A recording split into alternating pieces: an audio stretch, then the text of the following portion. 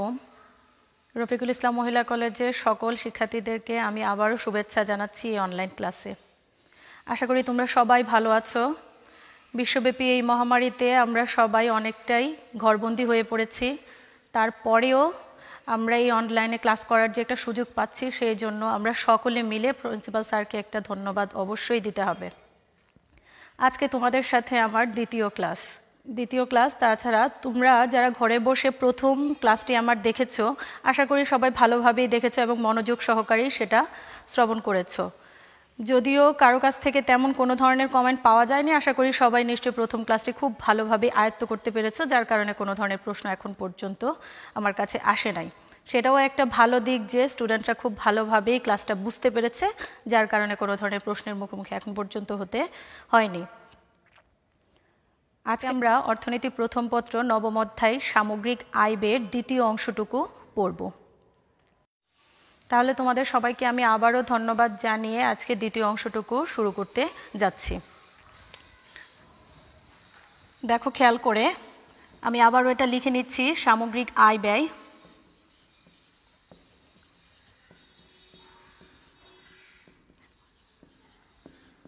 যদি তোমাদেরকে আমি আবারও মনে করিয়ে দেই যে প্রথম অংশটুকুতে আমরা কি কি পড়েছিলাম, লিখে করছি না, আমি মুখে দিয়েই বলে দিচ্ছি। তোমরা অবশ্যই জানো, শোনার পরে তো তোমরা এটা বুঝেছো যে জিএনপি, জিডিপি, তারপরে আমরা শিখেছিলাম যে জিএনপি এবং জিডিপির মাধ্যমে কিভাবে জাতীয় আয় পাওয়া যায়, সেই অংশটুকু সকল কিছু আমরা প্রথম অংশে পড়েছিলাম।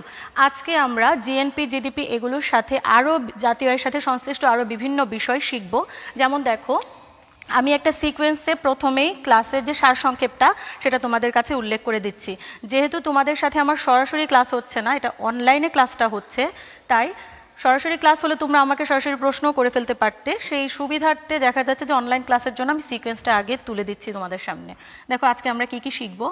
1 নম্বর, যেহেতু আমরা মোট জাতীয় উৎপাদন প্রথম ক্লাসে পড়ে ফেলেছিলাম, তাই আজকে আমরা নিট জাতীয় উৎপাদন শিখব।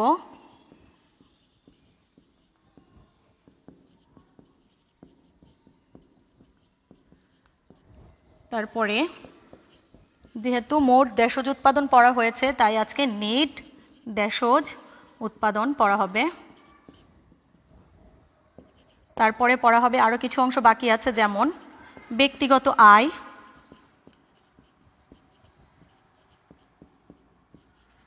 তারপরে আছে ব্যয়যোগ্য আয়,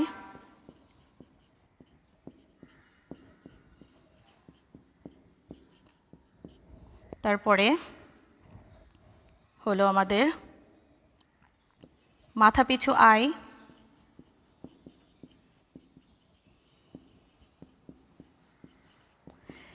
জাতীয় আয়ের সাথে সংশ্লিষ্ট এই সকল বিষয়গুলো জানার পর আমরা শিখব এই অধ্যায়ের সাথে সংশ্লিষ্ট, সেটা হলো জাতীয় আয় পরিমাপের পদ্ধতি।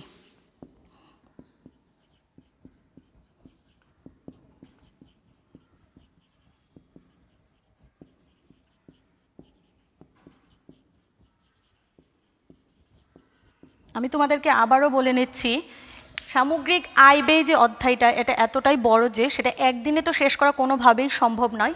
তাই আমি এই অধ্যায়টাকে 3 ভাগে ভাগ করার চেষ্টা করেছি। প্রথম ভাগটা তোমাদের সাথে প্রথম ক্লাসে শেয়ার করেছি, এখন দ্বিতীয় ভাগের অংশটুকু আজকে পড়াবো। এর সাথেই যে আমি 1, 2, 3, 4, 5, 6 করে যে সিরিয়ালে লিখলাম, এখানে আরও অনেক বিষয় আছে, যেমন জাতীয় আয় পরিমাপের পদ্ধতির পরে জাতীয় আয় পরিমাপ করতে গেলে কোন ধরনের সমস্যা হয়, সেই সমস্যা কিভাবে সমাধান করা যায়, তারপরে অপূর্ণ নিয়োগ, তারপরে অপূর্ণ নিয়োগ থেকে পূর্ণ নিয়োগে যাওয়ার যে বিভিন্ন পদ্ধতি, সব কিছুই আছে। একটা ক্লাসে এত কিছু পড়ানো সম্ভব নয়, তাই দ্বিতীয় ক্লাসে আজকে আমরা এতটুকু পড়ব। বাদ বাকি যা আছে এরপরে সব কিছু আমরা তৃতীয় পার্টে পড়ে নেব। তাহলে চলো প্রথম থেকে, যেহেতু এটা আমি উঠিয়ে দিলাম, তোমরা এটা ভালোভাবে চোখ বুলিয়ে নেবে। এখন প্রথম থেকে আমরা নিট জাতীয় উৎপাদন সর্বপ্রথমে শুরু করি।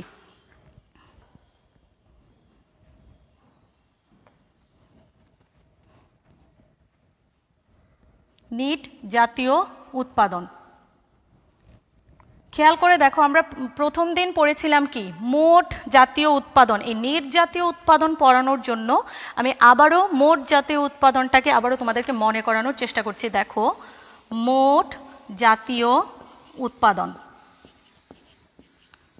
খেয়াল করো এটার ইংরেজিটা কি ছিল, জিএনপি সংক্ষেপে, অর্থাৎ গ্রস ন্যাশনাল প্রোডাক্ট। মোট জাতীয় উৎপাদন বা গ্রস ন্যাশনাল প্রোডাক্ট, এটা হতে কি করে নিট জাতীয় উৎপাদনটা পাওয়া যায় সেটার প্রক্রিয়াটা এখন দেখাচ্ছি। উৎপাদন করতে গেলে প্রত্যেকটা প্রতিষ্ঠানে বিভিন্ন ধরনের যন্ত্রপাতি ইউজ হয়। তাছাড়া ঘরবাড়ি, যন্ত্রপাতি, কলকারখানার বিভিন্ন যে জিনিসগুলো, অর্থাৎ ধরে নাও যে একটা প্রতিষ্ঠানে যন্ত্রপাতি ইউজ করা হলো, এখন ওই যন্ত্রপাতিগুলো অবশ্যই আজকে যদি কেনা হয় 5 লক্ষ টাকা দিয়ে, এটা 5 বছর পরে কিন্তু সেটা 5 লক্ষ টাকা সমপরিমাণের থাকবে না। ওটার কিছু না কিছু কি হয়, ক্ষয়ক্ষতিজনিত একটা ব্যয় সেখানে হয়ে যায়। সেটা দৃশ্যমান না হলেও কিন্তু সেটা এক ধরনের ব্যয়। এই যে ক্ষয়ক্ষতিজনিত ব্যয়, অর্থাৎ যন্ত্রপাতির যে ক্ষয়ক্ষতিজনিত ব্যয়, সেটা অবশ্যই কি ওই অবচয় বাবদ সেটা বাদ দিতে হয়। কিন্তু মোট জাতীয় উৎপাদন বা জিএনপি যখন হিসাব করা হয় তখন সেখানে কিছু কিছু বিষয় অন্তর্ভুক্ত থাকে যা অবশ্যই জাতীয় আয় পরিমাপ করার ক্ষেত্রে বাদ দিতে হয়। যেমন জিএনপিতে অন্তর্ভুক্ত থাকে এই যে যন্ত্রপাতির ক্ষয়ক্ষতিজনিত ব্যয়, সেটা জিএনপির মধ্যে অন্তর্ভুক্ত থাকে। যেমন ধরো যন্ত্রপাতির ক্ষয়ক্ষতিজনিত ব্যয়, ক্ষয়ক্ষতিজনিত ব্যয়, যাকে ইংলিশে বলা হয় সিসিএ, সংক্ষেপে সিসিএ বলা হয়। এটা ফুল মিনিংটা হলো ক্যাপিটাল কনজাম্পশন অ্যালাউন্স।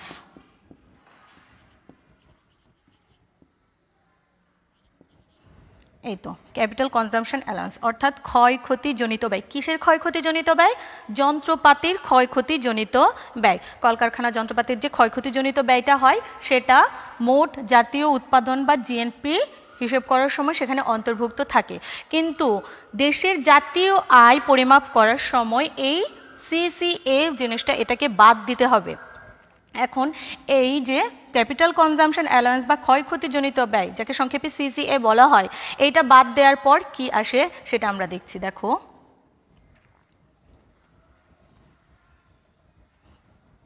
একটি নির্দিষ্ট সময়ে বিভিন্ন প্রতিষ্ঠানে যন্ত্রপাতির ক্ষয়ক্ষতিজনিত ব্যয় বাদ দেওয়ার পর যে অংশটুকু থাকে, অর্থাৎ জিএনপি হতে যন্ত্রপাতির ক্ষয়ক্ষতিজনিত ব্যয়টা বাদ দেওয়ার পর যা থাকে সেটাকেই নিট জাতীয় উৎপাদন বলা হয়। অর্থাৎ নিট জাতীয় উৎপাদন বা নিট ন্যাশনাল প্রোডাক্ট, যাকে সংক্ষেপে বলা হবে এনএনপি, এটা হলো জিএনপি মাইনাস ক্ষয়ক্ষতিজনিত ব্যয়, অর্থাৎ সিসিএ। অর্থাৎ এনএনপি কিভাবে পাওয়া যায়? জিএনপি হতে যন্ত্রপাতির ক্ষয়ক্ষতিজনিত ব্যয়টা বাদ দেওয়ার পর এনএনপি পাওয়া যায় বা নিট জাতীয় উৎপাদন পাওয়া যায়। এখন আসো নিট দেশজ উৎপাদন কি করে বের করতে হয় সেটা দেখাচ্ছি।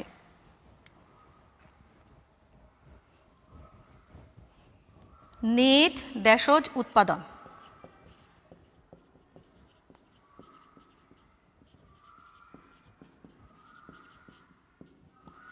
ব্যাপারটা কিন্তু খুবই সোজা যে নিট দেশজ উৎপাদন, নিট জাতীয় উৎপাদন, এই ধারণাগুলো এক ধরনেরই। যেমন আমরা পড়েছি মোট দেশজ উৎপাদন বা গ্রস ডোমেস্টিক প্রোডাক্ট। মোট দেশজ উৎপাদনের সাথে নিট দেশজ উৎপাদনের একটা সম্পর্ক আছে। যদি নিট জাতীয় উৎপাদনটা বের করার জন্য মোট জাতীয় উৎপাদন থেকে ক্ষয়ক্ষতিজনিত ব্যয় বাদ দিলেই নিট জাতীয় উৎপাদনটা পাওয়া যায়, তাহলে মোট দেশজ উৎপাদন থেকে যদি আমরা ক্ষয়ক্ষতিজনিত ব্যয়টা বাদ দিয়ে দিই তাহলেই তো নিট দেশজ উৎপাদনটা পাওয়া যাবে। অর্থাৎ এই যে নিট কথাটা, এনইটি, নিট কথাটা মূলত ক্ষয়ক্ষতিজনিত ব্যয় জিনিসটার সাথেই সম্পর্কিত।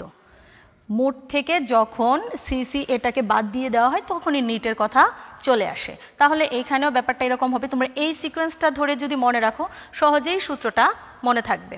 যেমন ধরো এই যে আমরা পড়েছিলাম কি জিডিপি। জিডিপি মানে কি? একটি নির্দিষ্ট সময়ে সাধারণত এক বছরে কোনো দেশের অভ্যন্তরে যে পরিমাণ দ্রব্য সামগ্রী এবং সেবাকর্ম উৎপাদিত হয় সেটাকেই বলা হচ্ছে জিডিপি। এখন ওই যে অভ্যন্তরে বিভিন্ন ধরনের জিনিসপাতি মানে যন্ত্রপাতি অভ্যন্তরে যে দ্রব্য সামগ্রী এবং সেবাকর্ম উৎপাদনটা হয়ে থাকে সেটাকে জিডিপি বলা হচ্ছে। এখন সেই ক্ষেত্রেও দেখা যাচ্ছে যন্ত্রপাতির ক্ষয়ক্ষতিজনিত যে ব্যয়টা সেটা ইনক্লুড রয়েছে, কিন্তু নিট বের করতে হলে অবশ্যই যন্ত্রপাতির ক্ষয়ক্ষতিজনিত ব্যয়টাকে বাদ দিতে হবে। তাই জিডিপি থেকে যখন আমরা নিট দেশজ উৎপাদন বা নিট ডোমেস্টিক প্রোডাক্ট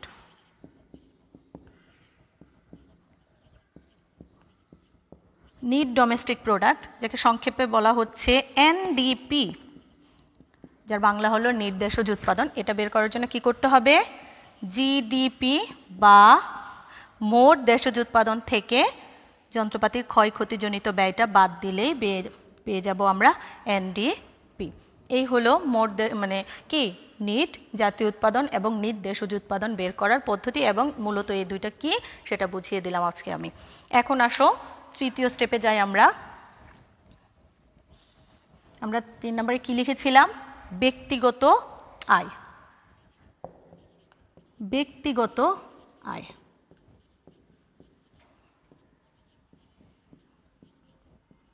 ইংরেজিতে কি হবে?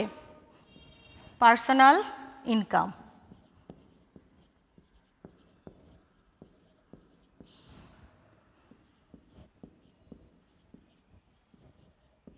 পার্সোনাল ইনকাম, ব্যক্তিগত আয়। ব্যক্তিগত আয় বলতে আমরা কি বুঝি? যেহেতু সামগ্রিক আয় এবং ব্যয় আমরা পড়ছি, এখন ব্যক্তিগত কথাটা মনে পড়লেই শুধু আমরা একজন ব্যক্তির কথা চিন্তা করলে কিন্তু আমাদের হবে না। এর কারণ হলো সামগ্রিক আয় ব্যয় মানে সামগ্রিক সকল কিছু নিয়েই সেখানে অনুষ্ঠিত হবে। ব্যক্তিগত আয় একটি নির্দিষ্ট সময়ে, সাধারণত 1 বছরে, কোনো দেশের সকল ব্যক্তিদের যে চলতি আয় তার সমষ্টিকেই বলা হয় ব্যক্তিগত আয়। আমি আবারও বলছি, একটি নির্দিষ্ট সময়ে, সাধারণত 1 বছরে, কোনো দেশে বসবাসরত সকল নাগরিকদের যে চলতি আয় তার সমষ্টিকেই বলা হয় ব্যক্তিগত আয়। এখন ব্যক্তিগত আয়ের ক্ষেত্রে দেখা গেছে যে শুধুমাত্র এই ব্যক্তিগত আয়ের মাধ্যমে জাতীয় আয়ের সম্পূর্ণ চিত্র ফুটে ওঠে না। তাছাড়া ব্যক্তিগত আয়ের মাধ্যমে জাতীয় আয়ের সম্পূর্ণ চিত্র যেমন ফুটে ওঠে না, তেমনি জাতীয় আয়ের দ্বারাও ব্যক্তিগত আয়ের সমগ্র চিত্র ফুটে ওঠে না। তাই এর সাথে কিছু কিছু জিনিস সংযোজন করতে হয়। যেমন কি কি জিনিস সংযোজন করতে হয় আমি তোমাদেরকে দেখিয়ে দিচ্ছি। দেখো, ব্যক্তিগত আয়ের থেকে কিছু কিছু জিনিস বাদ দিতে হবে এবং ব্যক্তিগত আয়ের মধ্যে কিছু কিছু জিনিস ইনক্লুড করতে হবে। যেমন দেখো, পিআই বা পার্সোনাল ইনকাম নির্ণয় করার সময় যে সকল জিনিস থাকে, যেমন এখন আসো জিএনপি। জিএনপি থেকে বাদ দিতে হবে কি?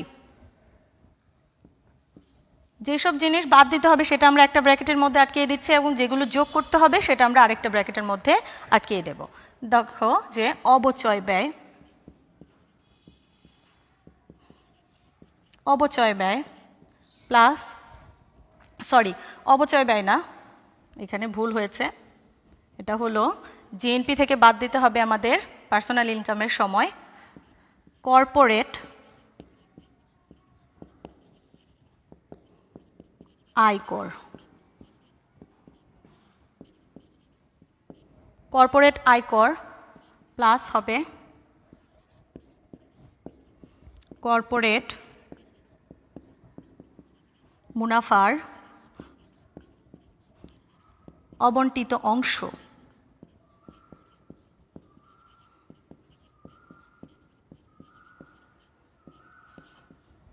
কর্পোরেট আয়কর, কর্পোরেট মুনাফার অবন্টিত অংশ প্লাস হলো সামাজিক বীমার জন্য প্রদত্ত অর্থ। সামাজিক বীমার জন্য প্রদত্ত অর্থ। এই 3টা বিষয় বাদ দিতে হবে। এখন আসো কোনগুলো যোগ করতে হবে সেটা দেখাচ্ছি। এখানে যোগ করতে হবে তোমার হস্তান্তর পাওনা,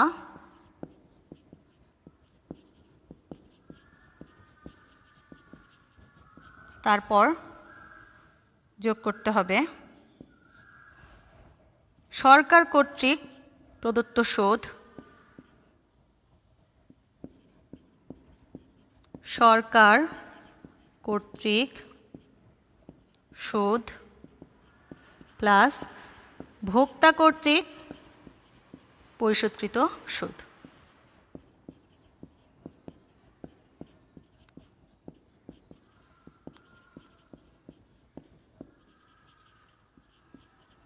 পরিশোধকৃত সুদ।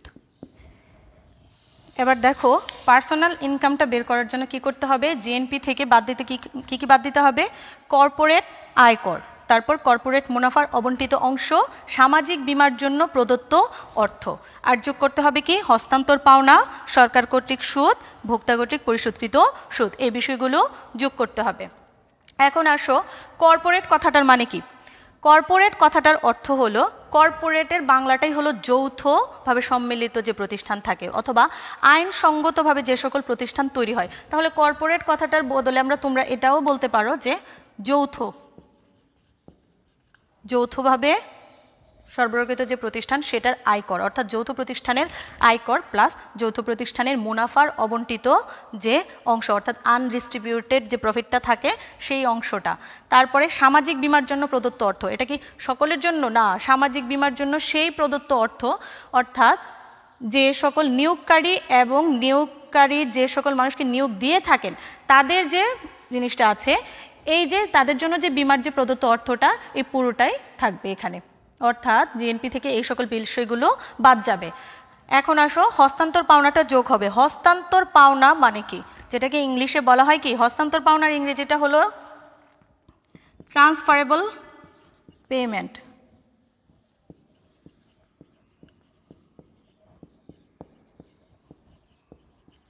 হস্তান্তর পাওনা, যেটাকে বাংলাতে বলা হয় হস্তান্তর পাওনা। এই কথাগুলো তোমাদের নতুন, তাই আমি প্রত্যেকটা কথা ভেঙে ভেঙে বলে দিচ্ছি যেন কোনো ধরনের সমস্যা না হয়। এটা কেন বাদ যাবে, ট্রান্সফারেবল পেমেন্ট বা হস্তান্তর পাওনা। হস্তান্তর পাওনা কথাটার অর্থ হলো সরকার অনেক সময় দুস্থ মানুষদেরকে অনেক ধরনের বিভিন্ন কল্যাণের জন্য বিভিন্ন টাকা পয়সা দিয়ে থাকেন। তারপরে বয়স্ক ভাতা, বিধবা ভাতা, তারপরে বিভিন্ন ধরনের যে পেনশনের যে ব্যবস্থা আছে, যেমন মানুষের চাকরি থেকে অবসর গ্রহণের পর যে পেনশনটা দেওয়া হয়, এই সকল প্রদত্ত অর্থটাকেই বলা হয় হস্তান্তর পাওনা। মূলত হস্তান্তর পাওনা হলো অর্থের বদল চলতি জাতীয় আয় অথবা চলতি উৎপাদনে যে অর্থ অবদান না রেখে অর্থনীতির এক স্তর থেকে আরেক স্তরে অর্থের স্থানান্তর, সেটাকেই বলা হয় হস্তান্তর পাওনা। যেমন ধরে নাও অবসরপ্রাপ্ত লোকদেরকে যখন ভাতা বা পেনশন দেওয়া হয় সেটা কিন্তু চলতি জাতীয় আয়ে কোনো ধরনের কোনো প্রভাব ফেলে না, তাই সেটাকে বলা হচ্ছে হস্তান্তর পাওনা। তাছাড়া দুস্থদেরকে কোনো কল্যাণ তহবিল হতে টাকা যদি দেওয়া হয় সেটাও কোনোভাবে চলতি জাতীয় আয়ে প্রভাব ফেলে না, তাই এই সকল বিষয়সমূহ হস্তান্তর পাওনার অন্তর্ভুক্ত। এই হস্তান্তর পাওনাটা যোগ হবে সরকার কর্তৃক যে প্রদত্ত সুদ হয় মানুষকে দেওয়া হয় সেটা যোগ হবে, এবং ভোক্তা কর্তৃক পরিশোধকৃত সুদ যেটা আছে সেটাও যোগ হবে। এই সকল কিছু মিলে হবে পার্সোনাল ইনকাম। দেখো এটা অনেকটা বড়, তাই প্রত্যেকটা জিনিস আমি ভেঙে ভেঙে বলে দিলাম যেন তোমাদের কোনো সমস্যা না হয়। এই যে জিএনপি, জিডিপি, এই জাতীয় আয়ের মধ্যে পার্সোনাল ইনকামটা বের করাই মোটামুটি কিছুটা জটিল, অন্যান্য বিষয় অনেকটাই সহজ। তোমরা এই সূত্রটা দেখি সেটা বুঝতে পারছো। আশা করি আর কোনো ধরনের সমস্যা হবে না পার্সোনাল ইনকাম নির্ণয় করার ক্ষেত্রে। এখন আসো আমরা চতুর্থ স্টেপে কি পড়ব। চতুর্থ স্টেপে আমাদের কি ছিল, ব্যয়যোগ্য আয়।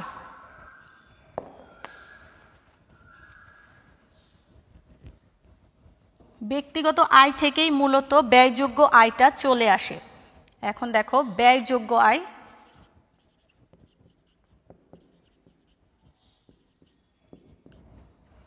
ব্যয়যোগ্য আয়,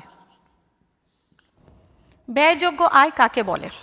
এখন ব্যয়যোগ্য আয় বিষয়টি বর্ণনার জন্য আগে আমি কিছু কথা বলে নিচ্ছি। প্রত্যেকটা মানুষ যখন ইনকাম করে তার ইনকামের সমস্ত অংশটুকু সে তার ইচ্ছে মতো ব্যয় করতে পারে না, কিছু কিছু অংশ থাকে যা ইচ্ছের বাইরে থেকেও ব্যয় করতে হয়। এই ব্যয়যোগ্য আয় কথাটার সাথে ইচ্ছে কথাটার অনেকটাই সম্পর্ক, অর্থাৎ একজন ব্যক্তি তার আয়ের যতটুকু অংশ নিজের ইচ্ছে মতো ব্যয় করতে পারে সেটাকেই বলা হয় ব্যয়যোগ্য আয়। এখন বলতে পারো যে সমগ্র অংশটাই তো নিজের ইচ্ছে মতো ব্যয় করে না, সমগ্র অংশটা কিন্তু কোনোভাবেই নিজের ইচ্ছে মতো ব্যয় করে না। কেমন, মানুষকে কিন্তু তার ইনকামের কিছুটা অংশ কর হিসেবে সরকারকে দিতে হয়, প্রত্যক্ষ কর আছে, সম্পদ কর আছে, বিভিন্ন ধরনের কর আছে যা দিতে হয়। অনেক সময় দেখা যায় আমাদের ইচ্ছার বাইরে গিয়েও আমরা অনেক সময় কর দিয়ে থাকি, সেটা কি আমাদের ইচ্ছে মূলত না, কিন্তু তারপরেও করটা কিন্তু পরিশোধ করতে হবে। এখন ওই যে কর দেওয়ার পরে যতটুকু টাকা থাকে সেটা মানুষ তার ইচ্ছে মতো ভোগ ব্যয় এবং বাকিটা সঞ্চয় করে থাকে, সেইটাকে মূলত ব্যয়যোগ্য আয় বলা হচ্ছে অর্থনীতির ভাষায়। অর্থাৎ ব্যয়যোগ্য আয় হলো সেই আয় যা মানুষ তার ইচ্ছা মতো ব্যয় করতে পারে। সম্পদ মানুষ তার আয়ের কিছুটা অংশ বিভিন্ন প্রত্যক্ষ কর বা প্রত্যক্ষ করের জন্য ব্যয় করার পর যা থাকে সেটা যখন অন্যান্য ব্যক্তিগত কাজে ব্যয় করে সেটাকেই বলা হচ্ছে ব্যয়যোগ্য আয়, যার ইংলিশটা হলো ডিসপোজেবল ইনকাম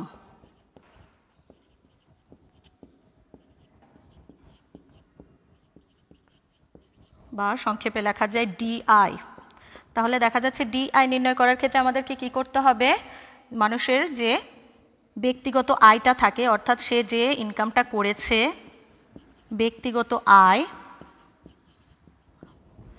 আমি আবারও বলছি ব্যক্তিগত আয় থেকে কি বাদ দিতে হবে, প্রত্যক্ষ কর অর্থাৎ ওই কর সম্বলিত যতটুকু খরচ আছে সেই পুরোটাই বাদ দিতে হবে ব্যক্তিগত আয় থেকে। তাহলে বাদ যাবে আমাদের কর, আমি সরাসরি লিখে দিচ্ছি কর কথাটা, কারণ প্রত্যক্ষ কর মানে বিভিন্ন করের যে সম্পদ কর আছে সমস্তটাই করের মধ্যেই পড়ে যায়, তাই লিখে দিলাম কর।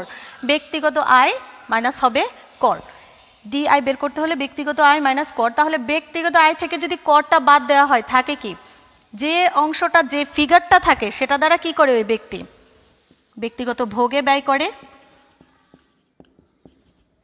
ব্যক্তিগত ভোগ অর্থাৎ এইটা থেকে এটা বাদ দেওয়ার পর যে ফিগারটা থাকে সেটাকে ব্যক্তিগত ভোগে ব্যয় করে, আর প্লাস কি হয় ভোগের সাথে সাথে আর যতটুকু অংশ বাকি থাকে সেটা হয় ব্যক্তিগত সঞ্চয়।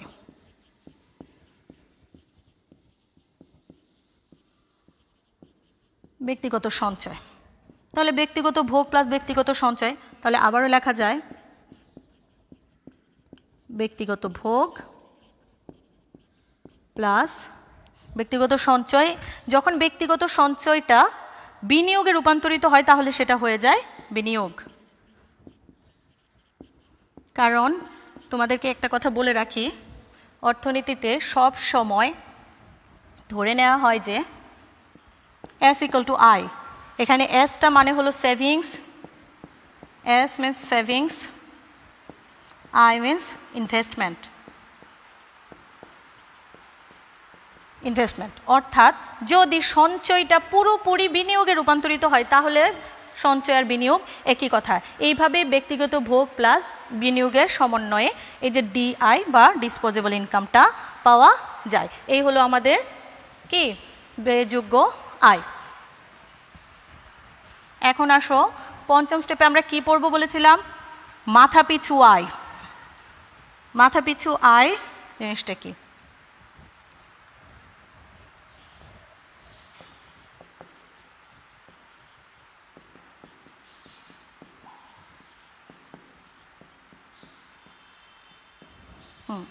মাথাপিছু আয় একটি নির্দিষ্ট সময়ে একটি দেশে যে পরিমাণ জনগণ বসবাস করে ওই জনগণকে অর্থাৎ জনসংখ্যাকে যদি কি জাতীয় আয় দ্বারা ভাগ করা হয় তখনই সেটাতে মাথাপিছু আয় বের হয়ে যায়। জাতীয় আয় সংশ্লিষ্ট মাথাপিছু আয় জিনিসটা খুব বেশি ইম্পর্ট্যান্ট না হলেও তোমাদেরকে শিখে রাখতে হবে, সেই জন্য কথাটা বলে দেওয়া হলো। অর্থাৎ একটি নির্দিষ্ট সময়ে কোনো দেশে বসবাসরত সকল জনসংখ্যাকে, মোট যে জনসংখ্যা রয়েছে সেটাকে যখন জাতীয় আয় দ্বারা ভাগ করা হয় তখনই সেখানে মাথাপিছু আয় বা পার ক্যাপিটা ইনকামটা বের হয়ে যায়। ইংলিশে কি বলা হয়, পার ক্যাপিটা ইনকাম, এটা বের হয়ে যায়। এখন আসো এটা সংক্ষিপ্তভাবে বলে দিচ্ছি, এর কারণ হলো এটা অনেক বেশি পরিমাণে লাগবে না তাই সংক্ষেপেই বলে দিচ্ছি শেখানোর জন্য, তাই বলে দিলাম।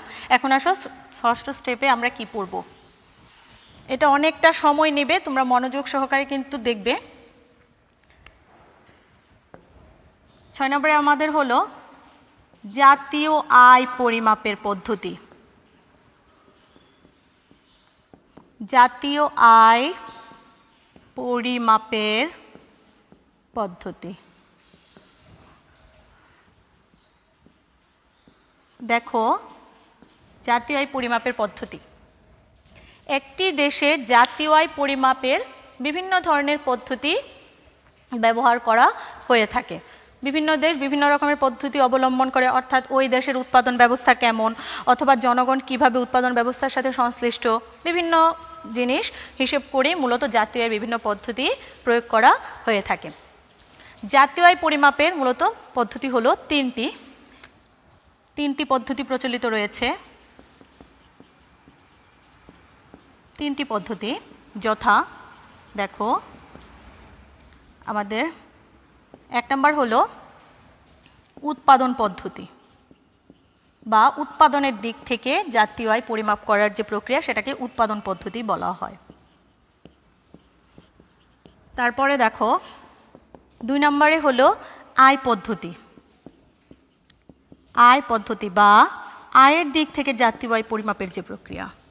3 নম্বরে হলো ব্যয় পদ্ধতি বা ব্যয়ের দিক থেকে জাতীয় আয় পরিমাপের প্রক্রিয়া। অর্থাৎ আমরা জানলাম কি জাতীয় আয় পরিমাপের 3টি পদ্ধতি প্রচলিত রয়েছে। এই 3টি হলো যথাক্রমে উৎপাদন পদ্ধতি, আয় পদ্ধতি এবং ব্যয় পদ্ধতি। আমরা প্রথমে উৎপাদন পদ্ধতিটা আলোচনা করছি। দেখো,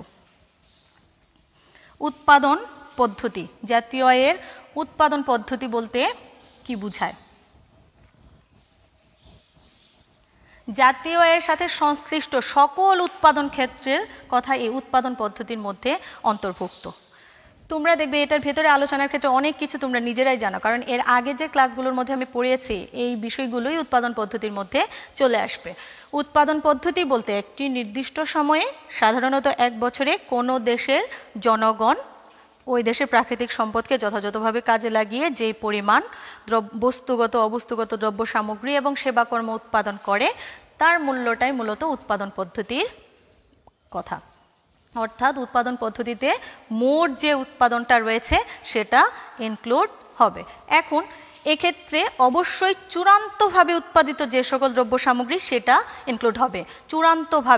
চূড়ান্তভাবে উৎপাদন পদ্ধতি যদি করা হয়, এখানে কোনোভাবেই কি মধ্যবর্তী দ্রব্য বা প্রাথমিক দ্রব্যগুলো এখানে আসবে না। যেমন উৎপাদন পদ্ধতির উপর লিখে দিচ্ছি আমি, দেখো উৎপাদন পদ্ধতি।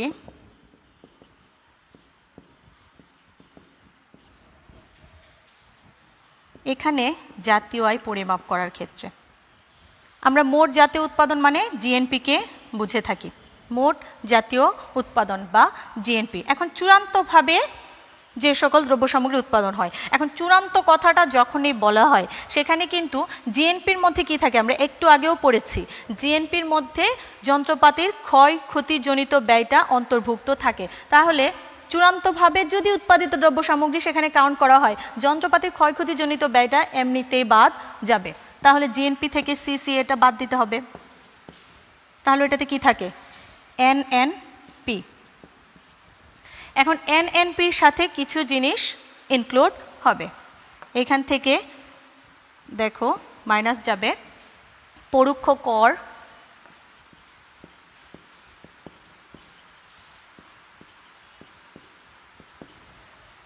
তারপরে হলো হস্তান্তর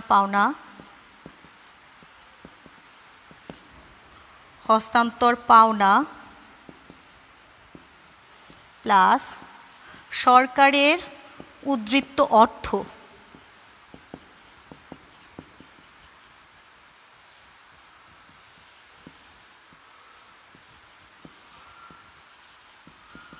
এই বিষয়গুলো বাদ যাবে।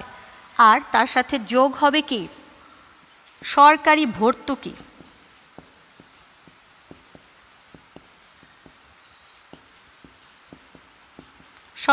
ভর্তুকি।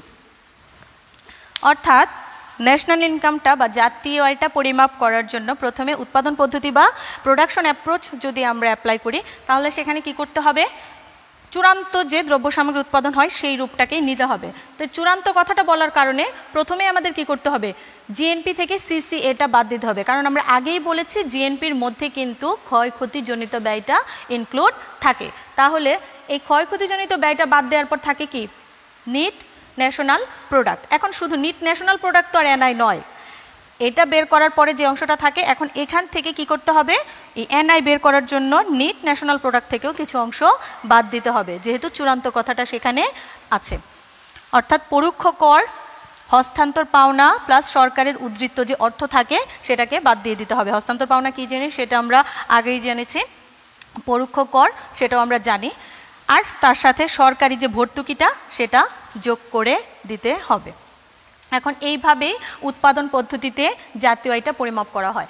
এখন কথা হলো এই উৎপাদন পদ্ধতি অ্যাপ্লাই করার সময় কিছু কিছু বিষয় আমাদেরকে খেয়াল রাখতে হবে।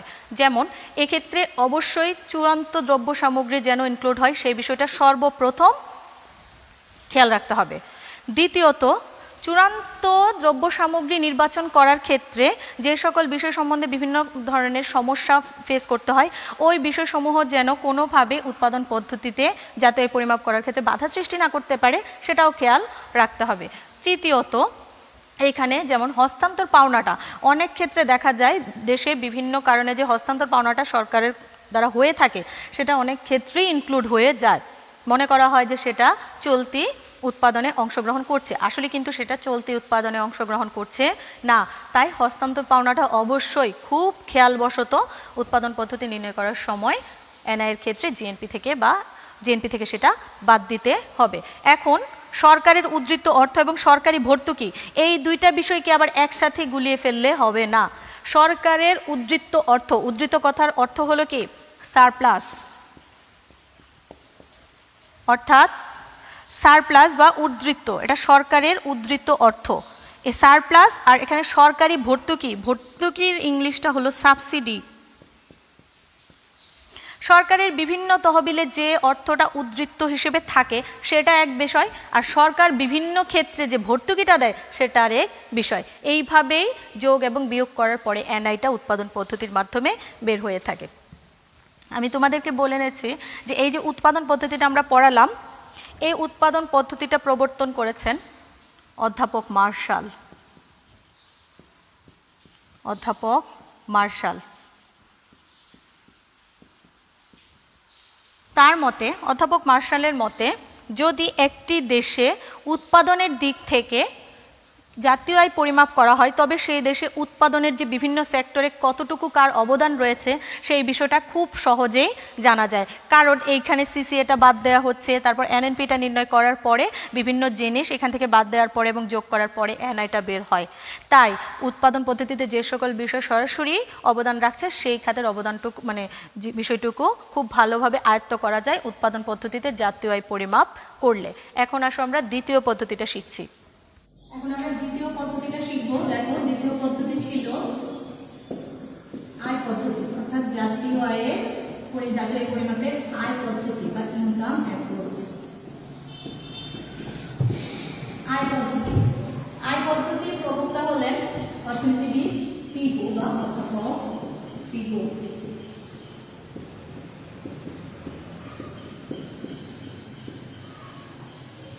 আয় পদ্ধতি বলতে কি বোঝানো হয়?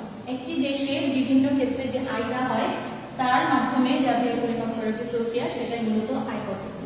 আমরা সকলেই জানি উৎপাদনের উপকরণ বা প্রধান উপকরণ হলো চারটি, যথাক্রমে ভূমি, শ্রম,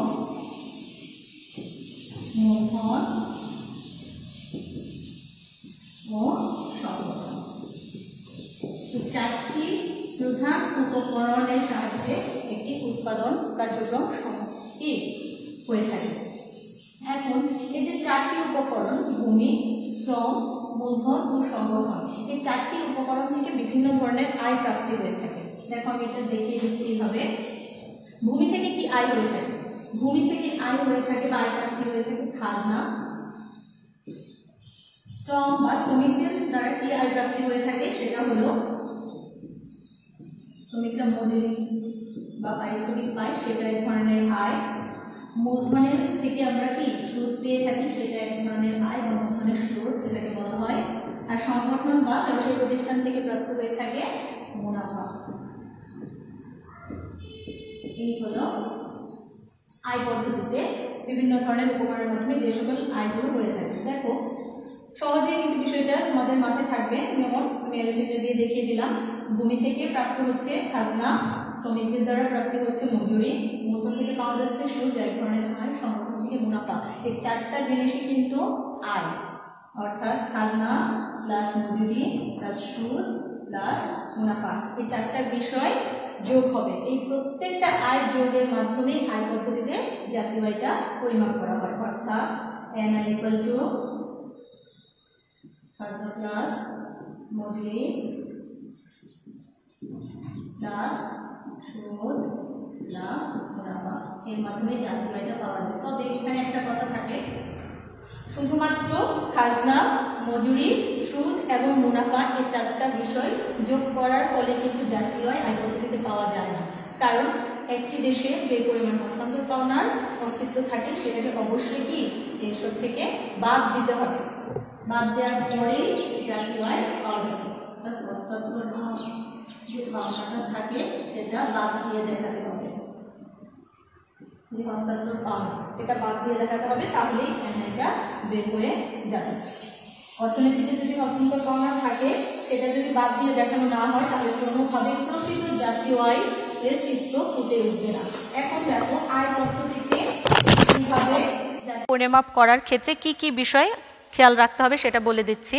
যখন আয় পদ্ধতি বা ইনকাম অ্যাপ্রোচটা অ্যাপ্লাই করা হয় তখন অবশ্যই খেয়াল রাখতে হবে যে ভূমি থেকে যে প্রাপ্ত খাজনাটা সেটার সঠিক হিসাবটা আমরা পেলাম কিনা, তারপরে শ্রমিকদের যে মজুরিটা তার সঠিক হিসাব অন্তর্ভুক্ত হয়েছে কিনা, তারপর যে মুনাফা সেটারও সঠিক হিসাব অন্তর্ভুক্ত হয়েছে কিনা। সব থেকে বড় যে বিষয়টা সেটা হলো এই হস্তান্তর পাওনা। এই হস্তান্তর পাওনার যে বিষয়টা সেটা সঠিকভাবে যে আয় পদ্ধতিতে এইখান থেকে বাদ দেওয়া হয়েছে কিনা সেই বিষয়টাও খেয়াল রাখতে হবে। এই প্রত্যেকটা জিনিস খেয়াল রাখার পর এনআইটাকে সঠিকভাবে বের করতে পারলে জাতীয় আয় পরিমাপের আয় পদ্ধতিটা সঠিকভাবে কি অ্যাপ্লাই করা হবে। এখন আসো তৃতীয় পদ্ধতিটা দেখাচ্ছি। তৃতীয় পদ্ধতির নাম কি ছিল? ব্যয় পদ্ধতি। জাতীয় আয় পরিমাপের ব্যয় পদ্ধতি।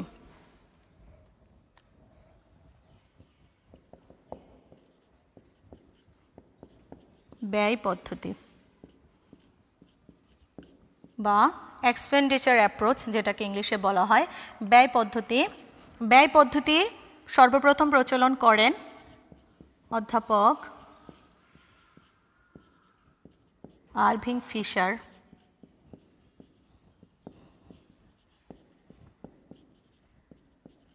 ওনাদের নামগুলো জেনে রাখাও অনেক বেশি দরকার যে কে এই পদ্ধতিগুলো সর্বপ্রথম প্রচলন করেছিলেন।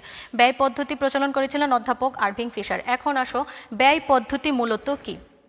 একটি দেশে বিভিন্ন অর্থনীতির বিভিন্ন সেক্টরে যে সকল ব্যয় হয়ে থাকে প্রত্যেকটা ব্যয়কে ভালোভাবে হিসাব নিকাশ করার পর যেভাবে জাতীয় আয়টা পাওয়া যায় সেটাই মূলত ব্যয় পদ্ধতিতে জাতীয় আয় পরিমাপ করার বিষয়।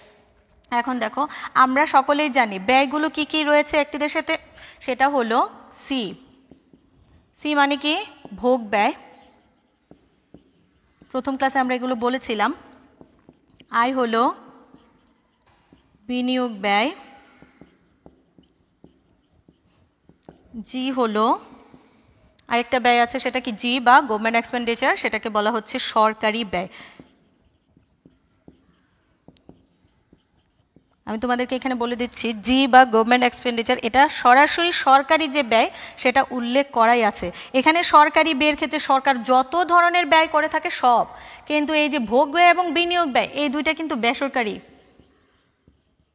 বেসরকারি কথাটা অবশ্যই মনে রাখবে, অর্থাৎ বেসরকারি ভোগ ব্যয় এবং বেসরকারি বিনিয়োগ ব্যয়, অর্থাৎ আমরা ব্যক্তিগতভাবে যে জিনিসগুলো করে থাকি এই বিষয়গুলোর যে ব্যয়টা হয় সেটা এবং তার সাথে সরকারের যত ধরনের ব্যয় আছে এই সব কিছু যোগ হয়। যোগ হওয়ার মাধ্যমে কি ব্যয় পদ্ধতিতে ন্যাশনাল ইনকাম বা জাতীয় আয়টা পাওয়া যায়। এখন দেখাও সমীকরণের সাহায্যে সেটা দেখিয়ে দিচ্ছি। যেহেতু সকল ব্যয়ের সমষ্টির মাধ্যমে ব্যয় পদ্ধতিতে জাতীয় পাওয়া যায় তাহলে ন্যাশনাল ইনকাম মানে কি? C plus I plus G. C plus I plus G. যদি তোমাদের প্রথম বিষয়টাকে যে আমরা প্রথম ক্লাসে যে বলেছিলাম সেটা যদি তোমাদের মনে থাকে তাহলে সি প্লাস আই প্লাস জি মানে কি বলেছিলাম? এই তিনটা দ্বারা জিডিপি, তাই না? জিডিপি পাওয়া যায়। জিডিপি এখন আমরা বলেছিলাম যে এই তিনটা যদি হয়ে থাকে বদ্ধ অর্থনীতির দেশে, কারণ এখানে দেখাই যাচ্ছে কোনো ধরনের বাহ্যিক খাত সেখানে তুলনা করা হচ্ছে না। বদ্ধ অর্থনীতির দেশ হলে জিডিপি যদি সি প্লাস আই প্লাস জি এর সমন্বয়ে জিডিপি পাওয়া যায় তাহলে বদ্ধ অর্থনীতির দেশ হলে জিএনপিও একই কথা। এখানে জিএনপির আলাদা কোনো ধরনের ফিগার বের হবে না, কারণ এর বাইরে কোনো ধরনের কোনো কিছু নাই। তাহলে এক্ষেত্রে ব্যয় পদ্ধতিতে কি জিডিপি এবং জিএনপি প্রত্যেকটা একই হয়ে যায়। এখন যদি মুক্ত অর্থনীতিযুক্ত দেশ হয়ে থাকে তাহলে এখানে শুধু যোগটা হবে কি নিট রপ্তানি যুক্ত হলে বা 4 খাত বিশিষ্ট অর্থনীতিতে নিট রপ্তানি যোগ হয়ে ন্যাশনাল ইনকামটা পাওয়া যায়। এটাও কিন্তু ব্যয়, অর্থাৎ এক্সপোর্ট বা কি রপ্তানি ব্যয়, ইম্পোর্ট বা আমদানি ব্যয়, এই প্রত্যেকটা ব্যয় ইনক্লুড হয়ে ব্যয় পদ্ধতিতে জাতীয় আয়টা পরিমাপ করা হয়। ব্যয় পদ্ধতির ক্ষেত্রে একটি দেশের যেই পরিমাণ ব্যয় হয়ে থাকে, ধরো উৎপাদন হলো যেই পরিমাণ উৎপাদন দেশের মধ্যে হয়ে থাকলো, সেটার ক্ষেত্রে যে টাকাটা ভোগ ব্যয় হিসেবে ব্যয় করা হয়েছে তার বাকি যে অংশটা থাকে সেটা আমরা কি করে থাকি সঞ্চয় হিসেবে প্রকাশ করে থাকি। এখন যদি হয়ে থাকে 50 লক্ষ টাকা উৎপাদন, খেয়াল করো 50 লক্ষ টাকা যদি হয়ে থাকে উৎপাদন, এর মধ্যে যদি ভোগ ব্যয় হয়ে থাকে সি ইকুয়াল টু যদি হয়ে থাকে 20 লক্ষ টাকা, তাহলে বাদ বাকি কত থাকে 30। এই যে 30 লক্ষ টাকা সেটা কি এস, অর্থাৎ সেভিংস। সেভিংস যদি হয়ে থাকে 30 লক্ষ টাকা, আমরা একটু আগে বলেছিলাম এস ইকুয়াল টু আই, অর্থাৎ সঞ্চয় আর বিনিয়োগ একই জাতীয় আয়ের ক্ষেত্রে, তাহলে এস ইকুয়াল টু যদি আয় হয়ে থাকে তাহলে আয়ও 30 লক্ষ টাকা, তাহলে হয়ে গেল কি সি প্লাস আই মানে ইকুয়াল টু 20 প্লাস 30, এই যে 50, এই যে 50, এই যে 50 সমান হয়ে গেল, অর্থাৎ 50 লাখ টাকা। এইভাবেই আসে, অর্থাৎ একটি দেশে উৎপাদন করার যে যতটুকু উৎপাদন করা হয় তার মধ্যে যতটুকু ভোগ ব্যয় হিসেবে ব্যয় করা হয় তার বাদ বাকি অংশটা সঞ্চয় হিসেবে রেখে দেওয়া হয়। ওই সঞ্চয়টাই আবার পুনরায় বিনিয়োগ ব্যয় হিসেবে প্রকাশ পায়, তাই ভোগ ব্যয় বিনিয়োগ ব্যয় এইগুলো সমন্বয়ে জাতীয় আয় পাওয়া যায়। আর সরকারি ব্যয় সেখানে থাকে, আর নিট রপ্তানিটা ইনক্লুড হয়ে ব্যয় পদ্ধতিতে জাতীয় আয় কি বের করা হয়ে থাকে। এখন আসলে এই ব্যয় পদ্ধতিতে জাতীয় আয় পরিমাপ করার ক্ষেত্রে আমাদেরকে কি মনে রাখতে হবে, আমি আবারও বলছি যে ব্যয় পদ্ধতিতে জাতীয় আয় পরিমাপ করার ক্ষেত্রে সবথেকে যে বিষয়টা আমাদের মনে রাখতে হবে সেটা হলো এই যে বেসরকারি যে ভোগ ব্যয় এবং বিনিয়োগ ব্যয়টা রয়েছে সেই ফিগারটা। সরকারি ব্যয়ের পরিমাণ অনেক ক্ষেত্রে বের করাটা এই দুইটা বিষয় থেকে মোটামুটি সহজ, কিন্তু কারণ সরকারের প্রত্যেকটা বিষয় কিন্তু রেকর্ড থাকে, সরকারের যে আয় সেটা কিন্তু আমরা খুব সহজেই জেনে যেতে পারি যে সরকারের এই বছর কি পরিমাণ আয় হয়েছে, কিন্তু আমাদের ব্যক্তিগত আয় কিন্তু খুব একটা মানুষ জানেন না, কারণ আমরা কিন্তু আমাদের ব্যক্তিগত আয়ের হিসাবটা অন্যকে দিতে মোটেও স্বাচ্ছন্দ্য বোধ করি না। তাই ব্যক্তিগত ভোগ ব্যয় এবং ব্যক্তিগত যে বিনিয়োগ ব্যয় এই দুইটার যে ফিগারটা রয়েছে এই বিষয়গুলো খুব ভালোভাবে ইনক্লুড হয়েছে কিনা সেই বিষয়ে খেয়াল রাখতে হবে। তারপরে দেশে যে নিট রপ্তানিটা হলো তার সঠিক যে হিসাবটা সেটা রাখতে হবে। প্রত্যেকটা বিষয় খেয়াল করে ব্যয় পদ্ধতিতে কি জাতীয় আয় পরিমাপ করতে হবে। এই ব্যয় পদ্ধতি 3টা পদ্ধতির মধ্যে, অর্থাৎ উৎপাদন পদ্ধতি, আয় পদ্ধতি এবং ব্যয় পদ্ধতি, এই 3টা পদ্ধতির মধ্যে সবথেকে যেটা জটিল সেটা হলো এই ব্যয় পদ্ধতিটা। আর এই জন্য এই ব্যয় পদ্ধতি খুব কম দেশে অ্যাপ্লাই করা হয়ে থাকে, কারণ প্রতিটা দেশের আয়ের খাতগুলো সহজেই নির্ণয় করা যায়, কিন্তু ব্যয়ের খাতগুলো খুব সহজে কিন্তু নির্ণয় করা যায় না। খুব সূক্ষ্মভাবে এই ব্যয়ের খাতগুলো নির্ণয় করতে পারলে ব্যয় পদ্ধতিতে জাতীয় আয় পরিমাপ করার ক্ষেত্রে সফলতা অর্জন করা যায়। অর্থাৎ আমরা যে 3টা পদ্ধতি শিখলাম জাতীয় আয় পরিমাপের, এই 3টা পদ্ধতিতে উৎপাদন পদ্ধতির সাথে কিন্তু আয় পদ্ধতিরও একটা রিলেশন আছে, আয় পদ্ধতির সাথে কিন্তু ব্যয় পদ্ধতিরও একটা রিলেশন আছে। 3টা পদ্ধতি মূলত একসাথেই একটা শৃঙ্খলায় বাঁধা, কিন্তু প্রত্যেকটার আবার আলাদা আলাদা ইকুয়েশনও আছে, তাই আমি আলাদা আলাদাভাবে 3টা পদ্ধতি তোমাদেরকে দেখিয়ে দিলাম। তাহলে আমরা আজকে পুরো ক্লাসে কি শিখলাম? প্রথমে আমরা শিখলাম কি নিট জাতীয় উৎপাদন, তারপর আমরা শিখলাম কি নিট দেশজ উৎপাদন, তারপরে ব্যক্তিগত আয়, তারপরে আমরা ব্যক্তিগত আয় থেকে কিভাবে ব্যয়যোগ্য আয়টা বের করা হয় সেটা শিখলাম, তারপরে আবার আমরা শিখলাম একটি দেশের যে মাথাপিছু আয় সেটা শিখলাম, তারপরে আমরা জাতীয় আয় পরিমাপের বিভিন্ন পদ্ধতি সম্পর্কে আলোচনা করা হলো। প্রথমেই বলেছিলাম যে এটা পার্ট 2, তাই জাতীয় আয় পরিমাপের পদ্ধতির পরেও আরও কয়েক ধরনের আরও অনেক কিছু আছে বা বিভিন্ন বিষয় রয়েছে যা আমরা পার্ট 3-তে আলোচনা করব। আজকে এই পর্যন্তই ক্লাস হলো। দ্বিতীয় অংশের যতগুলো বিষয় আজকে তোমাদেরকে আমি শেখানোর চেষ্টা করলাম, আশা করি সবাই খুব ভালোভাবে বিষয়গুলো আবারও আয়ত্ত করবে, কারণ প্রথম অংশে আমরা যে সকল বিষয়গুলো শিখেছিলাম সেখানে অনেকটাই সহজ ছিল। আজকে দ্বিতীয় অংশে কিন্তু কিছু কিছু বিষয় আছে যেমন ধরো তোমাদেরকে যে ব্যক্তিগত আয়টা আমি পড়ালাম সেটা কিন্তু মোটামুটি অনেকটাই কঠিন, তাই বারবার এই বিষয়টা দেখার খুব চেষ্টা করবে। আর বইয়ের সাথে অবশ্যই এই লেকচারের যে বিভিন্ন অংশগুলো মিলিয়ে দেখার চেষ্টা করবে এবং পাশাপাশি সৃজনশীল যে প্রশ্নগুলো সেগুলোও কিন্তু তোমরা প্র্যাকটিস করার চেষ্টা করবে। আজকে এই পর্যন্ত শেষ হয়ে গেল। এখন এই বিষয়ে যদি তোমাদের কোনো ধরনের কোনো প্রশ্ন থেকে থাকে তাহলে তোমরা অবশ্যই কি কমেন্ট করে আমাকে জানাতে পারো। ভিডিওর নিচে কমেন্ট বক্স আছে, সেখানেও তোমরা জানাতে পারো। তাছাড়া কলেজের যে পেজ আছে সেখানেও কিন্তু তোমরা কমেন্ট করতে পারো। তাছাড়া প্রথম ভিডিওতেও কিন্তু আমার নাম্বারটা দেওয়া ছিল, তারপরে তোমাদের যে অর্থনীতির যে সাজেশন দেওয়া হয়েছে সেখানেও কিন্তু সকল টিচারের নাম্বারটা দেওয়া আছে। আমাদের অর্থনীতির যতজন শিক্ষক আছে সবার নাম্বার দেওয়া আছে। আমার কাছে না হোক অন্যজনের কাছেও যদি তোমাদের কোনো কিছু প্রশ্ন থাকে প্রত্যেকেই তোমরা ফোন করে কিন্তু প্রশ্নগুলো উত্তর নিয়ে নিতে পারো। নিজেদের দায়িত্বে যদি তোমরা তোমাদের সমাধানগুলো করে না নাও তাহলে কিন্তু আমরা অনলাইনে ক্লাসগুলো করিয়ে যাচ্ছি ঠিকই, ফিডব্যাক কিন্তু কোনোভাবেই আসবে না। তাছাড়া দেখা গেছে পরবর্তীতে কলেজ খোলার পর নতুন করে বিভিন্ন প্রশ্ন থেকেই যাবে যে আমরা এটা বুঝিনি ওইটা বুঝিনি, অর্থাৎ তার মানে তখন দেখা যাবে মনোযোগ দিয়ে ক্লাসটা করা হয়নি। তাই আশা করব সবাই ক্লাসটা খুব মনোযোগ দিয়ে করবে এবং ভালোভাবে বোঝার চেষ্টা করবে। যদি কোনো প্রশ্ন থাকে আবারও বলছি সেই প্রশ্ন অবশ্যই মনে না রেখে কমেন্ট বক্সে আমাদেরকে জানাতে পারো। অবশেষে তোমাদের সবার সুস্বাস্থ্য কামনা করে এবং আবারও প্রিন্সিপাল স্যারকে এই অনলাইন ক্লাসের জন্য ধন্যবাদ জানিয়ে আমি আমার দ্বিতীয় পর্বের ক্লাস এখানেই শেষ করছি। আসসালামু আলাইকুম, সবাইকে ধন্যবাদ।